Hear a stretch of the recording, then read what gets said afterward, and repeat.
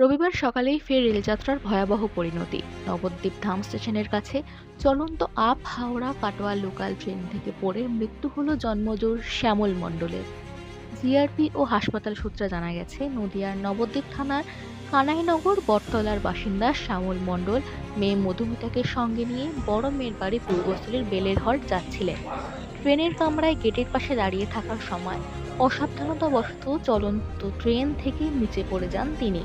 গুরুতর জখম অবস্থায় উদ্ধার করে নবদ্বীপ স্টেট জেনারেল হাসপাতালে ভর্তি করা হলেও দুপুর নাগাদ চিকিৎসাধীন অবস্থায় মৃত্যুর কোলে ঢলে পড়েন শ্যামল মণ্ডল। একটি পরিবারের স্বপ্নের যাত্রা মুহূর্তের মধ্যে বদলে গেল শোকে।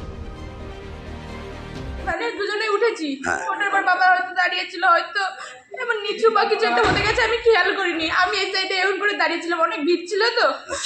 তারপরে কিভাবে পড়ে গেছে আমি তুমি আর দেখতে পাওনি?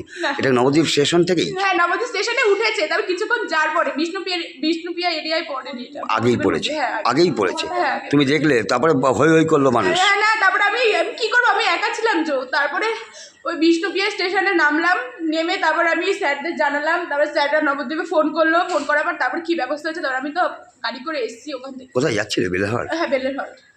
আত্মীয়র বাড়ি? না, দিদি বাড়ি। দিদি বাড়িতে? তুমি আর তোমার বাবা ছিল? হ্যাঁ, হ্যাঁ। তোমার বাবার নাম কি? শ্যামল মণ্ডল। আচ্ছা আচ্ছা। বাড়ি হচ্ছে কানাইনগর বটতলা। বটতলা। তুমি মেয়ে? হ্যাঁ, তোমার নাম? মধুমিতা মণ্ডল।